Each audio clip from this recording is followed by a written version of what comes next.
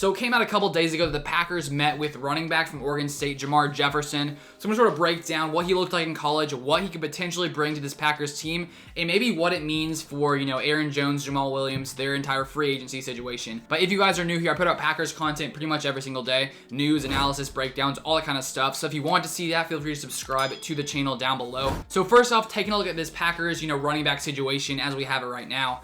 At the moment that I'm making this video, Aaron Jones, we don't know what's going to happen with him. Jamal Williams, we don't know what's going to happen with him. Of course, both of them are going to be free agents, and the question is, will the Packers end up signing them? We know we are over the cap now with, the release of Rick Wagner and Christian Kirksey, and also, restructuring David Bakhtiari's contract. We're a lot closer to being at that salary cap, but there's still lots of other moves the Packers will have to make. And the question is, will they sign Aaron Jones? Personally, I don't think it's going to happen. Maybe it will. But just the fact that Aaron Jones, has been a top 5 running back the past few seasons, and top 5 running backs, recently have made anywhere from like $12 to $15 million a year. And I just don't know if the Packers will end up paying Aaron Jones that kind of money. We saw, in the past couple months, they offered him some kind of contract, with sort of top 5 money, but he declined it just because the guaranteed money wasn't there. So I just don't see the Packers signing him. Of course, you never know what could happen. And then with Jamal Williams, maybe the Packers decide to bring him back, maybe they don't. So with that entire situation, if Aaron Jones is gone, maybe the Packers draft another running back. We already have A.J. Dillon as well, who I do think will be the focal point, especially if Aaron Jones is gone. Just because the Packers spent a second-round draft pick on him, you would assume that they would sort of plan for the future of him potentially being, the workhorse back, the main back in the coming years. And I definitely think A.J. Dillon can be a dominant running back on this Packers team. And so with Aaron Jones gone, I don't think, there's too much to worry for this Packers backfield. I think A.J. Dillon will be great. But if either of those guys do go, it would make sense for the Packers to possibly draft a running back. And as we see them meeting with this guy, Jermar Jefferson, maybe he's a guy that they could see potentially coming in and maybe being a change of pace back or a different kind of back for this Packers backfield. So taking a look at Jermar Jefferson, as I said, he played at Oregon State from 2018 to 2020. And taking a look at him, he's 5'10", 217 pounds. So some people have said he's a little bit smaller, but he's a very physical runner at 217 pounds. He has great vision. He's very explosive. He does a great job at seeing the holes and just running right through them. And he's a very physical runner. He just sort of finds the holes. He runs right through it. And honestly, people seem to have a tough time tackling him. He's a very, very, very physical runner. And coming in 2018 as a freshman, he was dominant. He rushed for 1,380 yards in his freshman season, which is pretty crazy at like 18 years old. Had 12 touchdowns, rushing touchdowns that season. So taking a look at his 2019 stats, 142 attempts, 685 yards, and 8 touchdowns.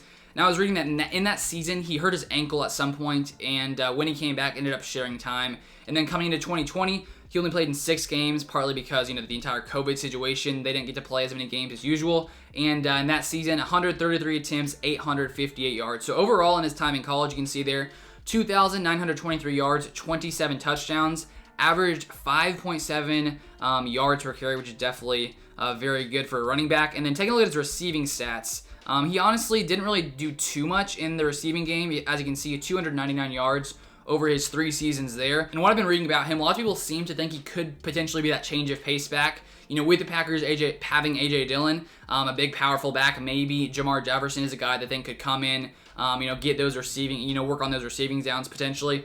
Taking a look at sort of how people rank him, PFF has him currently ranked as a 21st running back, and then the Draft Network actually has him as the 6th best running back. So, doing all my research, it seemed that people have lots of differing opinions on him. As you can see, PFF doesn't really like him, while the Draft Network seems to really like him. So honestly, who knows when he'll be drafted? Some people said maybe 4th or 5th round. PFF, as their overall grade, has him not even being drafted. So there's a big discrepancy in how people see him. And honestly, I wonder, how the Packers see him. Wonder what they think about him. And here's an excerpt from the Draft Network, sort of about what they see in Jermar Jefferson. So they say Jermar Jefferson has been very productive as a yardage gainer in this offense and is a good athlete with regards to his agility and body control as a ball carrier. In the passing game, Jefferson is dangerous after catching checkdowns due to his ability in space and creativity in the open field. He's shown the ability to chip and effectively get out in his route when looking to release, creating matchup problems against linebackers. In the run game, he demonstrates a vision and an instinctive feel. He's a tough runner who uses good footwork and runs to daylight. When he gets to second level or out in space, he has shown the ability to hit long runs in college, but this may not be a strength of his in the NFL. So as you can see, ideal role, change of pace running back, scheme fit, He has a skill set to play in any offensive scheme, but would fit well in a zone read scheme. So overall, I think he could be a good fit for Green Bay, having that ability to come in, be that change of pace back. He's pretty fast, maybe not the most fast running back you see, but he has that explosiveness, that vision to get things done. Could be a good fit with AJ Dillon if Aaron Jones is gone. But those are all of my thoughts for today's video. If you guys enjoyed it, feel free to hit that like button down below. And if you want to see more Packers content, feel free to subscribe to the channel. But thank you guys so much for watching, and I'll see you guys on the next one.